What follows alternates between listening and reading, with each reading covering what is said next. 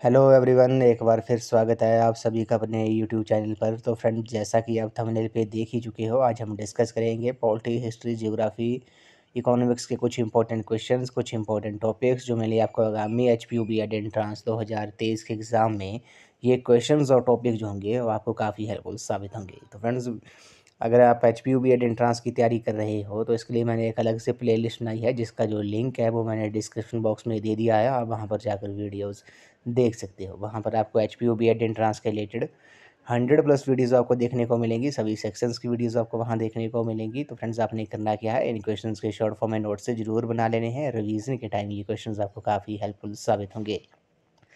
तो फ्रेंड्स, आप मुझे इंस्टाग्राम पर भी फॉलो कर सकते हो। इंस्टाग्राम ID का जो लिंक है वो मैंने डिस्क्रिप्शन बॉक्स में दे दिया है। तो फ्रेंड्स, वीडियो को शुरू करते हैं। सबसे पहले हम बात करते हैं, इंपॉर्टेंट टॉपिक है अंतर्राष्ट्रीय पुरस्कार के बारे में, इंटरनेशनल प्राइज़ के बारे में।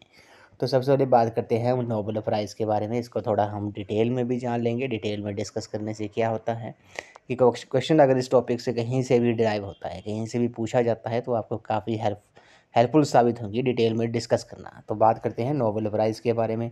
तो नोबेल पुरस्कार का जो प्रथम प्रारंभ वर्ष था वो 1901, ये आपने याद रखना है। 1901 में डायनामाइट के आविष्कारक तथा प्रमुख उद्योगपति अल्फ्रेड नोबेल की वसीयत के अनुरूप किया गया। तो ये आपने याद रखना है। नोबेल पुरस्कार कब शुरू हुए थे? वर्ष 1901 में शुरू हुए थे। किसने इसके आविष्कारक कौन थे?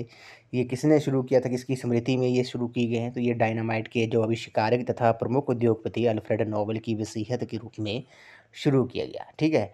उसके बाद 1886 ईस्वी में अल्फ्रेड नोबेल की मृत्यु के बाद उन्हें अपनी वसीयत में अपने उद्योगों की वार्षिक आय पुरस्कारों के लिए दान कर दी।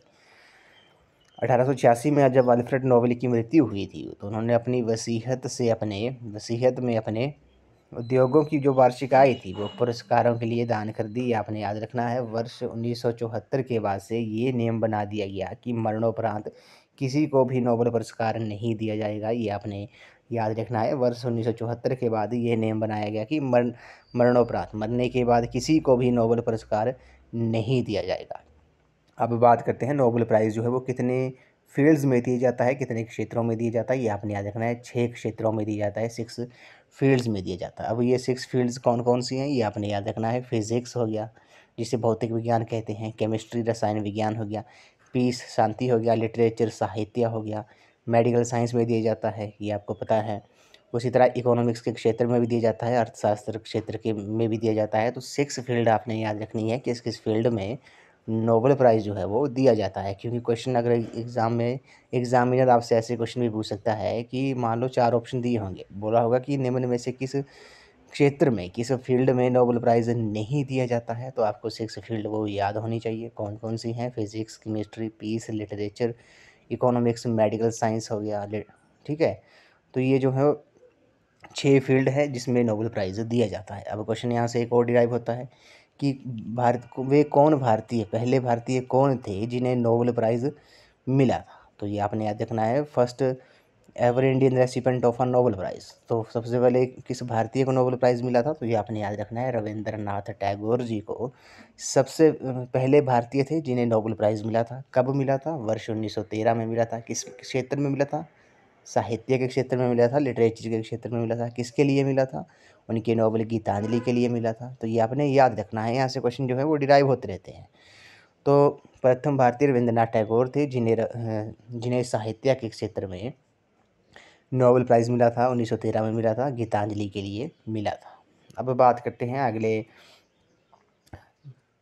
ये पुरस्कार आपको पता है शांति, साहित्य, चिकित्सा, भौतिक विज्ञान, रसायन विज्ञान और अर्थशास्त्र के क्षेत्र में उत्कृष्ट योगदान के लिए दिया जाता है।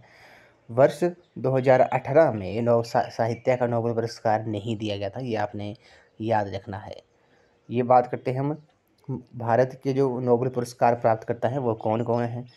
रविंद्रनाथ टैगोर जी को साहित्य के क्षेत्र में मिला था सबसे पहले 1913 में। CV रमन को 1930 में मिला था। अरविंद खुराना को चिकित्सा के क्षेत्र में मिला था 1968 में। मदर टेरेसा को शांति के लिए मिला था 1989 में। S चंद्रशेखर फिजिक्स में मिला था 1983 में। अमर्त्य सेन अर्थशास्त्र में मिला था कब? 1998 में। B रामाकृष्णन को मिला था केमिस्ट्री के क्षेत्र में 2009 में। कैलाश सत्यार्थी को शांति के लिए मिला था 2014 में। और अभिजीत बनर्जी को अर्थशास्त्र में 19 में मिला था, ये आपने याद रखना है। ये भारत के नोबेल पुरस्कार प्राप्त करता है। सबसे पहले किसे मिला था? रविंद्रनाथ टैगोर जी को। अगला जो पुरस्कार है मोस्ट इम्पोर्टेंट है, ये है आपका ऑस्कर पुरस्कार। और ऑस्कर पुरस्कार के बारे में बात करते हैं। ये पुरस्कार जो है वो विश्व फिल्म सिनेमा जगत का सबसे प्रतिष्ठित पुरस्कार है। इसकी जो शुरुआत थी वो वर्ष 1929 में हुई थी। इस पुरस्कार को national academy of social picture arts and science संयुक्त राज्य अमेरिका द्वारा दिया जाता है। तो क्वेश्चन आपसे पूछ सकते हैं कि जो ऑस्कर अवार्ड है, ऑस्कर अवार्ड किस फील्ड में दिया जाता है? तो ये सिनेमा फिल्म के फील्ड में दिया जाता है। कब इसकी शुरुआत हुई थी? वर्ष 1929 में हुई थी। इस पुरस्कार को national academy of motion pictures arts and science USA द्वारा ये दिया जाता है। ये आपने याद रखना है। ऑस्कर अवार्ड्स को अकेडमी अवार्ड्स के नाम से भी जाना जाता है। अगले बात करते हैं, हम अब बात करते हैं ग्रैमी प्राइज़ के बारे में, ग्रैमी पुरस्कार के बारे में। तो ये पुरस्कार जो है वो संगीत के क्षेत्र में अभूतपूर्व उपलब्धियों के लिए प्रदान किया जाता है। इस पुरस्कार को प्रतिवर्ष national academy of recording arts and science America द्वारा प्रदान किया जाता है। ये आपने याद रखना है। जो ग्रैमी अवार्ड है वो किस फील्ड में दिया जाता है? वो म्यूज़िक के फील्ड में दिया जाता है। अब इसे प्रदान किसके द्वारा दिए जाते हैं? इस पुरस्कार को प्रतिवर्ष national academy of recording arts and science USA द्वारा दिया जाता है। नेक्स्ट बात करते हैं हम पुलित्जर प्राइज़ के बारे में। पुलित्जर प्राइज़ जो है वो पत्रकारिता के क्षेत्र में विश्व का सबसे प्रतिष्ठित पुरस्कार माना जाता है। जर्नलिज्म की फील्ड में दिया जाता है, पत्रकारिता की फील्ड में, ये आपने याद रखना है। वर्ष 1917 में प्रारंभ इस पुरस्कार को अमेरिकी प्रकाशक जोसेफ पुलित्जर के नाम से पत्रकारिता के क्षेत्र में असाधारण योगदान के लिए दिया जाता है। ये आपने याद रखना है। पुलित्जर पुरस्कार जो है वो कब शुरू हुआ था? 1917 में। अमेरिकी प्रकाशक जोसेफ पुलित्जर के नाम पर पत्रकारिता के क्षेत्र में असाधारण योगदान के लिए ये पुरस्कार जो है वो दिया जाता है। उसके बाद बात करते हैं मैन बुकर प्राइज़ के बारे में। मैन बुकर प्राइज़ जो है 1969 में प्रारंभ इस पुरस्कार को साहित्य के क्षेत्र में नोबेल पुरस्कारों के बाद सबसे बड़ा पुरस्कार माना जाता है। ये आपने याद रखना है। 1969 में ये प्रारंभ हुआ था। मैन बुकर प्राइज़ जो था, इस पुरस्कार को साहित्य के क्षेत्र में, लिटरेचर के क्षेत्र में नोबेल पुरस्कारों के बाद सबसे बड़ा पुरस्कार माना जाता है। ये पुरस्कार बुकर कंपनी एवं ब्रिटिश प्रशासक संघ द्वारा संयुक्त रूप से प्रदान किया जाता है। ये आपने याद रखना है। मैन बुकर प्राइज़ जो है वो किस क्षेत्र में दिया जाता है? वो साहित्य के क्षेत्र में दिया जाता है, लिटरेचर के क्षेत्र में। अब बात करते हैं रमन मैग्सेसे अवार्ड के बारे में। रमन मैग्सेसे अवार्ड जो है मोस्ट इम्पोर्टेंट है। ये आपने नोट डाउन कर लेना है। रमन मैग्सेसे अवार्ड को एशिया का नोबेल पुरस्कार भी कहा जाता है। ये आपने याद रखना है। रमन मैग्सेसे अवार्ड को एशिया नोबेल प्राइज़ के नाम से भी जाना जाता है। ये आपने नोट कर लेना है। तो रमन मैग्सेसे अवार्ड के बारे में थोड़ा डिटेल में डिस्कस कर लेते हैं। ये पुरस्कार 1958 में फिलीपींस सरकार के वहाँ के राष्ट्रपति रमन मैग्सेसे की स्मृति में प्रदान किया जाता है। तो आपको पता होगा रमन मैग्सेसे अवार्ड जो है वो कौन सी कंट्री देती है? तो फिलीपींस कंट्री देती है। वहाँ की सरकार ने ये 1958 में शुरू किया था ये पुरस्कार। वहाँ के राष्ट्रपति रमन मैग्सेसे की स्मृति में प्रदान किया जाता है। उनकी स्मृति में ये अवार्ड दिया जाता है। एशिया का नोबेल कहे जाने वाले इस पुरस्कार को 5 क्षेत्रों में, कितने क्षेत्रों में? 5 क्षेत्रों में, शासकीय सेवा, समुदाय नेतृत्व, जन सेवा, पत्रकारिता, साहित्य और रचनात्मक संचार कला तथा अंतर्राष्ट्रीय समय के क्षेत्र में उल्लेखनीय योगदान के लिए रमन मैग्सेसे अवार्ड जो है वो प्रदान किया जाता है, दिया जाता है। ये आपने याद रखना है। एशिया का नोबेल प्राइज़ इसे कहा जाता है। कौन सी कंट्री देती है ये prize? Raman Magsaysay award Philippines country देती है। तो ये कुछ इंपॉर्टेंट की पॉइंट है जो आपको पता होना चाहिए। नेक्स्ट बात करते हैं गांधी शांति पुरस्कार के बारे में, गांधी पीस प्राइज़ के बारे में। तो ये पुरस्कार भारत सरकार द्वारा वर्ष 1995 में विश्व शांति में उल्लेखनीय भूमिका निभाने वाले व्यक्ति को प्रदान किया जाता है। क्वेश्चन आपसे पूछ सकते हैं कि गांधी पीस प्राइज़ जो है, गांधी शांति पुरस्कार जो है वो कौन सा देश जो है वो किस देश द्वारा प्रदान किया जाता है? तो ये आपने याद रखना है। ये भारत देश देता है। भारत सरकार द्वारा 1995 से विश्व शांति में उल्लेखनीय भूमिका निभाने वाले व्यक्ति को ये प्रदान किया जाता है। अब हम बात करते हैं संविधान के निर्माण के बारे में, कुछ इंपॉर्टेंट फैक्ट के बारे में, जैसे यहाँ से क्वेश्चन पूछ लिए जाते हैं। तो भारतीय संविधान का जो निर्माण करने वाली संविधान सभा का जो गठन था वो जुलाई 1946 में कैबिनेट मिशन की संस्तुतियों पर किया गया था, सिफारिशों पर किया गया था। संविधान सभा की जो पहली बैठक थी वो 9 दिसंबर 1946 को संपन्न हुई थी, खत्म हुई थी, ये आपने नोट कर लेना है। मुस्लिम लीग ने संविधान सभा की पहली बैठक का बहिष्कार किया था। इस प्रथम बैठक में डॉक्टर सच्चिदानंद सिन्हा को सर्वसम्मति से संविधान सभा का अस्थायी अध्यक्ष चुना गया था।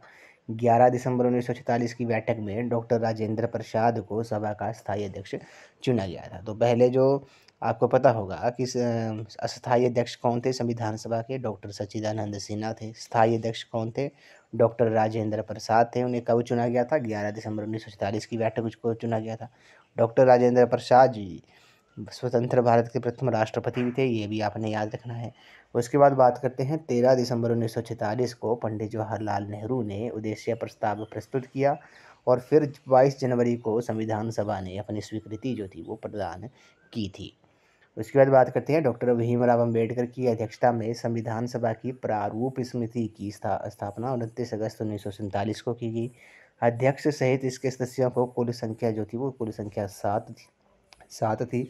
संविधान निर्माण की प्रक्रिया में कुल 2 वर्ष 11 महीने और 18 दिन का समय लगा था, ये आपने याद रखना है। संविधान बनाने में कितने 2 वर्ष 11 महीने और 18 दिन का समय लगा था, ये आपने याद रखना है। उसी तरह 26 नवंबर 1949 को संविधान सभा के अध्यक्ष के हस्ताक्षर के बाद इसे पारित घोषित किया गया। भारत का संविधान जो था वो 26 नवंबर 1949 को अंगीकृत किया गया तथा 26 जनवरी 1950 को प्रथम गणतंत्र दिवस को पूर्ण रूप से लागू हो गया। डॉक्टर भीमराव अंबेडकर को भारतीय संविधान के जनक के रूप में जाना जाता है, ये आपको पता ही होगा, क्वेश्चन पूछ लिया जाता है। भारतीय संविधान के जनक के रूप में किसे जाना जाता है, डॉक्टर भीमराव अंबेडकर जी को जाना जाता है। उसी तरह नवनिर्मित संविधान में कितने भाग थे, 22 भाग थे, 395 अनुच्छेद थे और 8 अनुसूचियाँ थी। वर्तमान में अनुसूचियों को बढ़ाकर 12 कर दिया गया है, पता है आपको। संविधान की प्रस्तावना को संविधान की कुंजी भी कहा जाता है, ये भी आपने नोट डाउन करना है, डबल स्टार लगा लेना है। संविधान की कुंजी को संविधान की प्रस्तावना को संविधान की कुंजी कहा जाता है। क्वेश्चन 2021 में आई थिंक पूछा गया था कि भारतीय संविधान की प्रस्तावना में कुल कितनी बार संशोधन हुआ है, तो आपको पता है भारतीय संविधान की प्रस्तावना में कुल एक बार ही संशोधन हुआ है, ये आपने याद रखना है। उसी तरह बात करते हैं संविधान के स्रोत के बारे में। यहाँ से 101% जो है क्वेश्चन पूछा जाता है, चाहे वह HPU BEd एंट्रांस हो या अदर कम्पिटिटिव एग्जाम हो। तो बात करते हैं ब्रिटेन देश के संविधान से क्या क्या लिया गया है हमारे संविधान के लिए, स्रोत कहाँ से हैं। संसदीय शासन हो गया, विधि निर्माण प्रक्रिया हो गया, एक नागरिकता हो गया, द्विसदनीय व्यवस्था जो है ये जो है वो ब्रिटेन की संविधान से लिया गया है। उसी तरह USA United states of America के संविधान से क्या क्या लिया गया है, स्रोत प्रस्तावना जो है, मौलिक अधिकार हो गया, न्यायिक पुनरावलोकन हो गया, न्यायपालिका की स्वतंत्रता होगी, सर्वोच्च न्यायालय का गठन हो गया और शक्तियाँ होगी, राष्ट्रपति पर महाभियोग हो गया, उपराष्ट्रपति का पद जो है, ये सभी जो है वो आपके USA के संविधान से लिए गए हैं स्रोत, ये आपने याद रखना है। उसी तरह बात करते हैं कनाडा के संविधान से हमारे संविधान के लिए क्या लिया गया है, कौन से स्रोत हैं। संघात्मक व्यवस्था होगी, अवशिष्ट शक्तियों का केंद्र के पास होना, केंद्र द्वारा राज्यपाल की जो नियुक्ति है, ये सभी जो हैं वो आपके कनाडा के कॉन्स्टिट्यूशन से संविधान से लिए गए हैं, ये आपको पता होगा। बात करते हैं आयरलैंड के बारे में। आयरलैंड कंट्री से नीति निर्देशक सिद्धांत हो गया, राष्ट्रपति का निर्वाचन हो गया, उच्च सदन के सदस्यों को मनोनीत करने संबंधी प्रावधान हो गया। जर्मनी से क्या दिया गया है, आपात उपबंध हो गया, इमरजेंसी हो गया। ऑस्ट्रेलिया के संविधान से प्रस्तावना की भाषा होगी, समवर्ती सूची होगी, केंद्र राज्य संबंध हो गए, ये जो है वो आपके ऑस्ट्रेलिया के संविधान से लिए गए हैं। फ्रांस के संविधान से क्या लिया गया है, ये आपको पता होना चाहिए। फ्रांस के संविधान से गणतंत्र यानी कि रिपब्लिक जो है वो गणतंत्र जो है वो आपका संविधान फ्रांस के संविधान से लिया गया है, फ्रांस का संविधान से स्रोत से लिया गया है। और रूसिया की बात करते हैं, रूस से मौलिक कर्तव्यों का जो प्रावधान है, ये जो है वो स्रोत है रूस के संविधान का। दक्षिण अफ्रीका के बारे में बात करते हैं, संविधान में जो संशोधन होता है, अमेंडेंट होता है, किस आर्टिकल में बोला गया है, आर्टिकल 368 जो है वो संशोधन से संबंधित है, ये आपने याद रखना है। राज्यसभा के सदस्यों का जो निर्वाचन है वो भी दक्षिण अफ्रीका के संविधान से ही लिया गया है। अब बात करते हैं नागरिकता के बारे में। नागरिकता भारत में एकल नागरिकता का प्रावधान है, ये आपको पता है। जन्म से 26 जनवरी 1950 को या इसके बाद पैदा होने वाले व्यक्ति जन्म से ही भारत के नागरिक माने जाएंगे, ये आपने याद रखना है। 26 जनवरी 1950 को या उसके बाद पैदा होने वाले व्यक्ति जन्म से ही भारत के नागरिक माने जाएंगे। भारतीय नागरिकता का जो अंत है वो निम्न प्रकार से हो सकता है। अगर किसी की नागरिकता खत्म होती है तो वो किस प्रकार हो सकती है? नागरिकता का परित्याग करने से, यानी कोई व्यक्ति जो है वो नागरिक जो है वो अपनी नागरिकता को त्याग कर देता है। किसी अन्य देश की नागरिकता स्वीकार कर लेने पर उसकी नागरिकता जो है वो खत्म हो जाएगी। सरकार द्वारा विधि के अधीन नागरिकता छीनने पर, ये भी आपने याद रखना है। अब जो बात करते हैं हम करते हैं मौलिक अधिकार के बारे में, फंडामेंटल राइट्स के बारे में। इसे भारत के संविधान का मैग्ना कार्टा भी कहा जाता है। अब इनको थोड़ा डिटेल में डिस्कस कर लेते हैं। मौलिक अधिकार वे अधिकार होते हैं जो व्यक्ति के व्यक्तित्व के विकास के लिए अनिवार्य हैं, ज़रूरी हैं। ये अधिकार न्याय संगत हैं तथा आवश्यकता पड़ने पर इन्हें न्यायालय द्वारा लागू किया जा सकता है, तो ये आपने याद रखना है। अब बात करते हैं कौन कौन से मौलिक अधिकार हैं, किस किस अनुच्छेद से ये संबंधित है। तो सबसे पहले बात करते हैं मौलिक अधिकार समानता के अधिकार के बारे में। समानता का अधिकार जो है वो किस अनुच्छेद से संबंधित है? अनुच्छेद 14 से लेकर अनुच्छेद 18 तक। अनुच्छेद 17 जो है वो अस्पृश्यता का अंत है, ये आपने याद रखना है। स्वतंत्रता का जो अधिकार है वो किस अनुच्छेद में है? अनुच्छेद 19 से लेकर 1922 तक इसका वर्णन है। 1921 जो है वो जीवन का अधिकार है, ये भी आपने याद रखना है। शोषण के विरुद्ध अधिकार के बारे में बात करते हैं। अनुच्छेद 23 से अनुच्छेद 24 तक इसका वर्णन है। अनुच्छेद 24 जो है वो 14 वर्ष से कम आयु वाले किसी बच्चों को जोखिम भरे काम पर लगाने से रोक से संबंधित है, ये आपने याद रखना है। धर्म की स्वतंत्रता का जो अधिकार है वो अनुच्छेद 25 से अनुच्छेद 28 तक इसका वर्णन है, ये भी आपने याद रखना है। धर्म की स्वतंत्रता है। उसी तरह संस्कृति और शिक्षण संबंधी जो अधिकार है उसका जो संबंध है वो आपका अनुच्छेद 29 से अनुच्छेद 30 तक है। संवैधानिक उपचारों का जो अधिकार है उसका जो संबंध है वो अनुच्छेद 32 से है, ये आपने याद रखना है। अब बात करते हैं हम मौलिक कर्तव्यों के बारे में। तो मौलिक कर्तव्य भारतीय संविधान की मूल प्रति में मौलिक कर्तव्यों का प्रावधान नहीं था, ये आपने याद रखना है, नहीं था।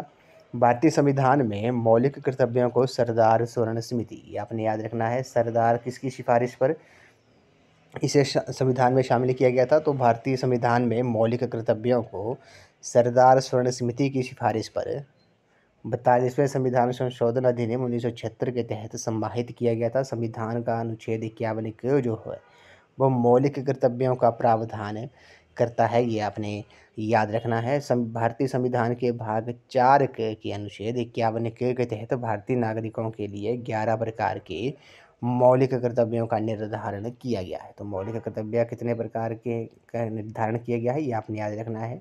11 प्रकार, कितने टाइप्स के? 11 टाइप्स के, तो ये आपने याद रखना है। उसी तरह आपको पता है अभी भारत के जो राष्ट्रपति हैं प्रेजेंट में कौन है, ये आपको बताना चाहिए। श्रीमती द्रौपदी मुर्मू हैं। उपराष्ट्रपति कौन है? श्री जगदीप धनखड़ जी हैं। प्रधानमंत्री कौन है? श्री नरेंद्र मोदी हैं। गृह मंत्री कौन है? श्री अमित शाह हैं। उसी तरह शिक्षा मंत्री कौन है? श्री धर्मेंद्र प्रधान है। वित्त मंत्री कौन है? निर्मला सीतारमण है। रक्षा मंत्री कौन है? श्री राजनाथ सिंह हैं।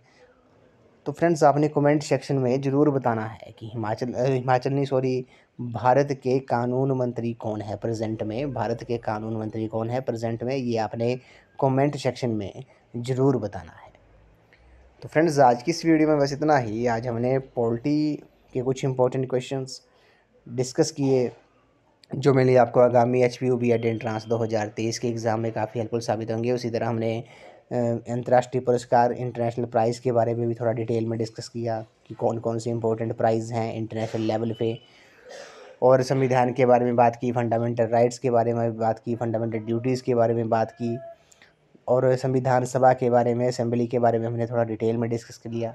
तो फ्रेंड्स आई होप आपको ये वीडियो पसंद आई होगी। तो वीडियो को लाइक शेयर एंड कमेंट जरूर कर दें। अगर आप चैनल पे पहली बार विजिट कर रहे हो तो चैनल को सब्सक्राइब भी जरूर कर दें और बेल आइकन प्रेस करना ना भूलें ताकि मेरे आने वाली हर वीडियो की नोटिफिकेशन आपके पास सबसे पहले पहुँचे। तो फ्रेंड्स आप मुझे इंस्टाग्राम पर भी फॉलो कर सकते हो। इंस्टाग्राम आईडी का जो लिंक है वो मैंने डिस्क्रिप्शन बॉक्स में दे दिया है, आप वहाँ पर जाकर वीडियोस देख सकते हो। वहाँ पर आपको HPOB या एंट्रांस के रिलेटेड 100+ वीडियोस आपको देखने को मिलेंगी। सभी सेक्शंस की वीडियोस आपको वहाँ देखने को मिलेंगी। National commissions and committees on education, teaching aptitude and attitude, HPG के हिंदी, इंग्लिश, मैथ, रीजनिंग, सभी सेक्शंस की वीडियोस आपको वहाँ देखने को मिलेंगी। करंट अफेयर्स के लिए भी मैंने वीडियो बनाई है, वो भी आपको प्लेलिस्ट में मिल जाएगी, तो आपने वहाँ जाकर वो वीडियोस ज़रूर देख लेनी है। तो फ्रेंड्स आई होप आपको ये वीडियो पसंद आई होगी, तो वीडियो को लाइक शेयर एंड कमेंट ज़रूर कर दें। तो आज की इस वीडियो में बस इतना ही। तो थैंक यू फ्रेंड्स।